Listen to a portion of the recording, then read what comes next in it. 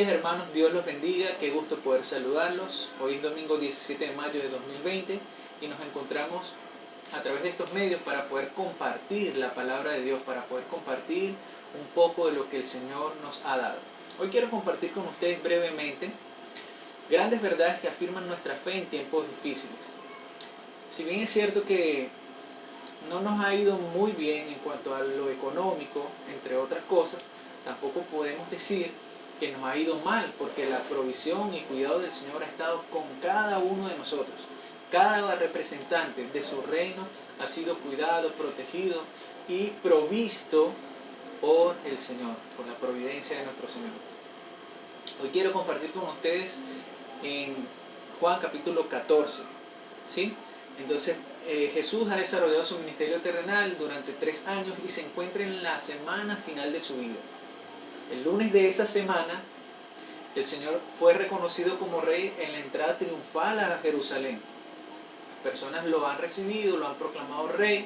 Sin embargo, el viernes de esa misma semana estaban pidiendo su sangre y que fuera crucificado. Es un jueves por la noche y el Señor se encuentra con sus discípulos en el aposento alto. La conversación que tienen en este lugar abraza la idea de despedida, pero más que de despedida, el Señor se centra en afirmar y consolar a sus discípulos, los amigos que el Señor le ha dado y que lo han acompañado durante estos impresionantes años. Si supiéramos que mañana vamos a sufrir una muerte horrenda, vamos a sufrir calamidades o castigos, ¿cuál sería nuestra actitud previa a ese acontecimiento? No sé si a usted le ha pasado, pero cuando hablan de un viaje hacia Caripe, un viaje familiar, un viaje, una salida a la playa o al río, uno casi no duerme expectante de lo que va a ocurrir al día siguiente. Si esto es por algo positivo, debemos imaginarnos qué pasa por nuestra mente cuando sabemos que algo malo va a ocurrir. Cuando sabemos o ya tenemos la convicción de que algo malo se va a desarrollar en nuestras vidas el día de mañana. Y es en este contexto, en la antesala a la crucifixión y muerte del Señor Jesucristo, donde se desarrolla este capítulo 14 de Juan. Grandes verdades que afirman nuestra fe en tiempos difíciles. La primera verdad que encontramos es esto. Creer en el Señor trae serenidad a nuestro corazón. Vivimos en un mundo donde las circunstancias nos hacen aflorar diferentes emociones, diferentes actitudes. Estas afectan indudablemente nuestro corazón, por lo tanto a veces podemos estar tranquilos, a veces podemos estar hiperactivos, a veces estamos felices, a veces estamos tristes, a veces podemos ser muy elocuentes y otras veces muy reservados, muy callados. Todo eso tiene que ver con las emociones, y las emociones generalmente son las respuestas hacia ciertas circunstancias o hacia las circunstancias. Probablemente si nosotros recibimos un buen regalo, vamos a sentir alegría. En contraste, si recibimos una mala noticia, es muy probable que vayamos a sentir tristeza. Lo cierto es que las circunstancias activan nuestras emociones. En esta oportunidad, los discípulos del Señor se encuentran tristes, expectantes, están un poco confundidos porque su maestro, con quien han andado durante 3 gloriosos años, está hablando de irse, de partir. No está diciendo un adiós, pero sí está anunciando que se va a ir. Así que eso ha llevado el corazón de los discípulos a la tristeza. Están un poco turbados, cansados, no tienen claridad en lo que va a suceder. En esta oportunidad los discípulos del Señor están totalmente tristes, expectantes. ¿Qué será lo que va a pasar? En el verso que encabeza el capítulo 14 del libro de Juan, Jesús comienza la conversación con un imperativo. Los verbos en imperativo se pueden formular de 2 formas. El imperativo positivo, que expresa una orden, por ejemplo, escucha, mira, obedece, corre, busca. Mientras que el imperativo negativo expresa una prohibición. Por ejemplo, no escuches, no mires, no obedezcas, no corras, no busques. El imperativo negativo con el que empieza este capítulo es el siguiente. No se turbe vuestro corazón, no se turbe su corazón, no dejen que el corazón se les llene de angustia, dice la Nueva Traducción Viviente. Estoy en Juan capítulo 14, verso 1. Los discípulos han estado con Jesús durante 3 años, hermanos, han visto sus obras, han visto su poder, el poder que hay en sus palabras, la determinación que tiene para hacer las cosas. No es para menos que se sientan confundidos o turbados por el tema de la despedida de su maestro. La vida cristiana no nos priva de tener aflicciones en este mundo, de tener angustia o ansiedad, pero aparte de la verdad que conseguimos en este texto, en Juan capítulo 14, verso 1, en ese mismo texto Jesús nos dice de manera imperativa que no debemos dejar que el corazón se nos llene de angustia. Jesús le dice a los discípulos, no se turbe vuestro corazón, no dejen que el corazón se les llene de angustia. Martín Lutero decía lo siguiente, no puedes evitar que las aves vuelen sobre tu cabeza, pero sí que hagan un nido en ella. Es decir, las situaciones difíciles no las podemos evitar, no podemos evitar los problemas porque llegan consigo mismos, llegan con la vida, las enfermedades también llegan con la vida. Los problemas llegan con el día a día y a veces no terminamos de salir de un problema para entrar en otro. Sin embargo, no podemos darle la mayor importancia a los problemas que la que debe tener Cristo. Recuerden lo que dice Jesús, no se turbe vuestro corazón, no se turbe vuestro corazón, no dejen que el corazón se les llene de angustia. Hay situaciones en nuestra vida que debemos ser determinados a superar. La pérdida de un buen empleo, la pérdida física de un ser amado, un negocio quebrado o una pandemia inesperada. Tenemos la posibilidad, hermanos, de superar las situaciones difíciles. Es triste ver personas como quedan ancladas ante estos fracasos, ante estas circunstancias y parecieran no levantarse. No hay algo más que los motive, no existe una palabra que los pueda reanimar. No hay una motivación en ellos de salir de estas situaciones. Sin embargo, el Señor le dice a sus discípulos, Él podía haber dicho, no dejaré que su corazón se turbe, no dejaré que su corazón se llene de angustia, pero sin embargo lo que dice el Señor es, ustedes no dejen que el corazón se les llene de angustia, no se turbe vuestro corazón. Entonces la primera verdad que encontramos es esta, creer en el Señor trae serenidad a nuestro corazón. ¿Por qué? Fíjense lo que dice, no se turbe vuestro corazón, crean en Dios, crean también en mí. El creer, hermanos, trae serenidad a nuestro corazón.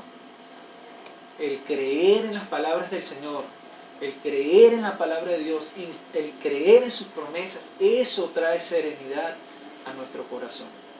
No evita los problemas, no evita que pasemos por circunstancias difíciles, pero sí nos permite tener serenidad en los momentos difíciles. Viene a mi mente ahorita el Salmo 23, cuando David, que está expresando este salmo muy conocido por todos nosotros, y allí, hermanos, dice, aunque pase por el valle de sombra de muerte, no temeré. No es que estamos privados de pasar por el valle de sombra de muerte, no es que estamos privados de pasar por situaciones difíciles. Es muy probable, y es hasta bíblico, que vamos a pasar por situaciones adversas, situaciones difíciles.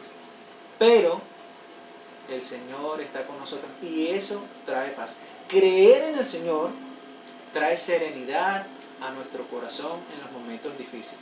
La segunda gran verdad que encontramos es esta. El perdido puede hallar el camino, el engañado hallar la verdad y el condenado vida eterna. Esta gran verdad es dada a conocer debido a la pregunta que hace Tomás al Señor, quien es uno de sus discípulos, ha estado con el Señor durante mucho tiempo, el Señor está hablando de su partida, y Tomás le hace la pregunta, Señor, si no sabemos a dónde vas, ¿cómo vamos a conocer el camino? Eso está en Juan capítulo 14, verso 5.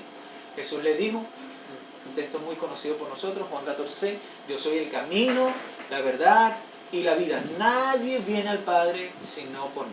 La respuesta de Jesús, queridos hermanos, es magistral por motivos múltiples. Pues el Señor afirma, hablando del camino, Él es el único camino. Aunque les haga ruido a las generaciones actuales, a estas generaciones de hoy, Jesús es el único camino, no es uno de los caminos. Él es el camino al Padre. No existe otro. Así que quien desee recibir el regalo gratuito de la salvación, debe mirar a Jesús y solo a Jesús. No puede haber alguien más, no hay otro intermediario, no hay hombres que te puedan llevar a Dios. El único camino al Padre es Jesucristo. Lo otro, hablando del camino, nuestra fe y esperanza deben estar puestas en Él, no en teorías, no en creencias, no en fábulas. Él es el camino para llegar al Padre y no hay otro. Hechos capítulo 4, verso 12, dice, y en ningún otro hay salvación porque no hay otro nombre bajo el cielo dado a los hombres en que podamos ser salvos. Solamente en Cristo, solamente Jesús es el camino, no es uno de los caminos. Él es el único camino al Padre, el único camino que nos puede llevar a Dios. Él es el único que vino del cielo, es el único hombre sin pecado, es el único sacrificio expiatorio por nuestros pecados. Él, a Él debemos mirar, a Él debemos ver. Él es el camino, no hay otro, es Él. Hablando de la verdad, que es la segunda palabra que Jesús usa en Juan 14:6, todo el que se acerca a Jesús y cree en sus palabras y permanece en esas palabras, conoce la verdad y recibe libertad. Fíjense lo que dice. Entonces Jesús decía a los judíos que habían creído en Él, si ustedes permanecen en mi palabra, verdaderamente son mis discípulos y conocerán la verdad y la verdad los hará libres. Podemos subrayar esa palabra, conocerán. Y conocerán la verdad y la verdad los hará libres. Eso está en Juan 8:31 al 32. En el contexto en el que Jesús hizo esta afirmación, el judaísmo creía que el estudio de la ley de Moisés hacía libre al hombre. Creían que era por el conocimiento. Esa verdad no se refería a la ley que ya conocían, sino que sería algo que llegarían a comprender, a conocer, pero basados en la ley. Así que el Señor, al decir estas palabras, no estaba apuntando hacia la ley, estaba apuntando hacia su propia persona. Él es la verdad. Debemos resaltar, queridos hermanos, que si la verdad nos hace libre, por el contrario, la mentira nos esclaviza. Preste mucha atención a esto. Debemos resaltar que si la verdad nos hace libres, entonces la mentira nos esclaviza. ¿Ve la importancia de Jesús en medio de estos tiempos difíciles? Él es la verdad. Él es la verdad. Si permanecemos en su palabra, somos sus discípulos. Y si conocemos la verdad nos hará libres. Jesús nos hace libres. La verdad es Jesús, así. Y Él es el carácter central de la palabra de Dios, de la ley, de todo lo que conocemos, de todo lo que está expresado en la Biblia, en el Antiguo Testamento, en el Nuevo Testamento. Él es la verdad central. Si alguien quiere conocer la verdad, debe acercarse a la palabra inspirada por Dios para nosotros. Eso es muy importante, queridos hermanos. El Nuevo Testamento, por ejemplo, describe su venida y su obra para traer salvación a nuestro mundo pecador. Eso es una verdad que debemos recibir en nuestro corazón, creerla y apropiarnos de ella. Jesús es nuestro Salvador. Hablando de la vida, no existe alguien más que nos pueda dar vida sino Jesús. La Biblia nos enseña que el pecado nos separa de Dios y nos condena a la muerte espiritual. Que la paga del pecado es muerte y que todos somos pecadores. Todos pecamos, todos estamos destituidos de la gloria de Dios. Pero muy importante, muy importante, es que en la palabra de Dios está en Efesios capítulo 2, verso 1 y verso 5, un texto maravilloso. Gracias a Dios por él. Dice, y Él les dio vida a ustedes que están muertos en sus delitos y pecados. Nótese, muertos en sus delitos y pecados. Estábamos muertos, no vivos, estábamos muertos en nuestros delitos y pecados. No podíamos salvarnos a nosotros mismos. El verso 5 de Efesios capítulo 2 dice, aun cuando estábamos muertos en nuestros delitos, nos dio vida juntamente con Cristo. Y termina con esta frase muy especial. Por gracia habéis sido salvados. Hermanos, quien imparte vida a nuestro corazón muerto, a nuestro espíritu muerto, es el Señor Jesús. Él es vida. Vimos que Él es el camino, vimos que Él es la verdad y vimos que Él es la vida. Más adelante, en varios pasajes bíblicos, el mismo Jesús afirma ser vida y dar vida. Voy a poner por 3 ejemplos. Yo he venido para que tengan vida y para que la tengan en abundancia. Juan capítulo 10, verso 10, parte B. Yo soy el pan de vida. Juan 6:35. Y esta es la vida eterna, que te conozcan a ti, el único Dios verdadero, y a Jesucristo, a quien has enviado. Juan capítulo 17, verso 3.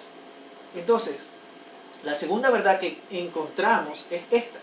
En Jesús, nótese ahí la preposición, en Jesús, el perdido halla el camino, el engañado halla la verdad, y el condenado a muerte encuentra vida eterna. Hermanos, todas estas frases que estamos sacando de la palabra de Dios, que estamos extrayendo de la palabra de Dios, Jesús las dijo en un momento difícil para sus discípulos. Un momento donde los discípulos tenían su corazón quebrado, estaban angustiados, no sabían qué hacer, estaban desorientados. Y Jesús pronuncia esta palabra. La misma importancia que tuvo en el corazón de los discípulos en aquel momento debe tener en nosotros, en nuestro corazón. Esa importancia debemos dársela a las palabras de Jesús. Entonces, queridos hermanos, ¿cuál debe ser nuestra actitud ante los momentos difíciles? Creer en el Señor, creer en lo que Él ha dicho, creer en su palabra, creer en sus promesas, creer en su amor, creer en su soberanía. Él está al mando. No hay otra persona. Él está en el control de nuestra vida. Él está dirigiendo nuestra vida. Si Él, queridos hermanos, que es el Señor, que por medio de Él y para Él fueron hechos los cielos, la tierra y todo lo que existe, si por medio de su poder, si por medio de su palabra fueron creadas las cosas, si Él está en el control, ¿por qué nosotros debemos tener una actitud negativa ante las situaciones difíciles? Nosotros que hemos conseguido Jesús, nosotros que hemos sido abrazados por su perdón, por su gracia, debemos tener tranquilidad en medio de los momentos difíciles. Jesús lo decía, recuerda el imperativo que usa Jesús iniciando el capítulo. No se turbe vuestro corazón, o no dejen que el corazón se les llene de angustia. Crean en Dios, crean también en mí. Son las palabras de Jesús.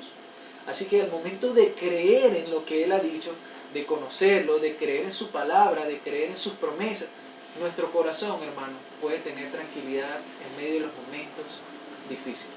Como dije al principio, no nos evita pasar por momentos difíciles, pero sí nos permite tener serenidad en medio de los problemas difíciles. Hay una anécdota que quiero compartir con usted. Dice que un hombre llega a la oficina de un pastor para pedir consejería. Está en medio de un colapso financiero. Y el hombre le dice, lo he perdido todo. Se queja.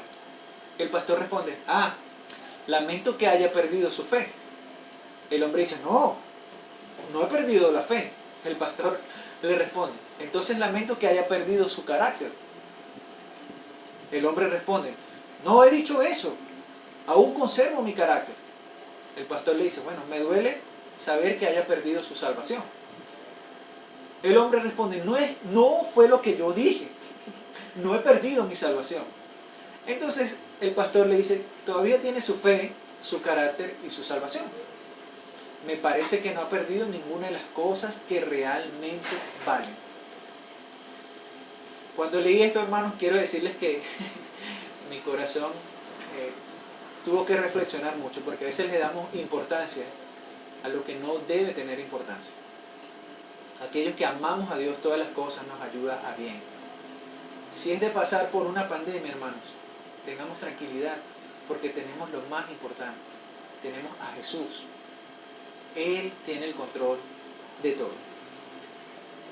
Nosotros no hemos perdido todo, al igual que es este hombre. No hemos perdido todo. Nuestra roca es Cristo. La angustia nos puede llevar a vivir esclavizados al pecado. Nos puede llevar a dudar de las promesas de Dios. Pero creer en el Señor nos trae serenidad al corazón. En Él estamos firmes, en Él estamos seguros, en Él estamos confiados y debemos creer en Él. Eso lo hacemos a través de la fe.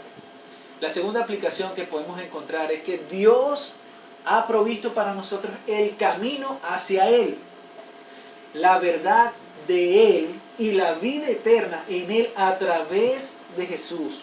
Voy a repetir esto. Dios ha provisto para nosotros el camino hacia Él, la verdad de Él y la vida eterna en Él a través de Jesús. Es decir, a través de Jesús, únicamente a través de Jesús podemos tener vida, podemos conocer la verdad y podemos estar en el camino. No existen atajos o caminos verdes, Él es el camino. No hay más mentiras, Él es la verdad. No más muerte, Él es la vida. Quiero culminar diciendo este verso que se encuentra en Gálatas 2:20, también muy conocido por todos nosotros.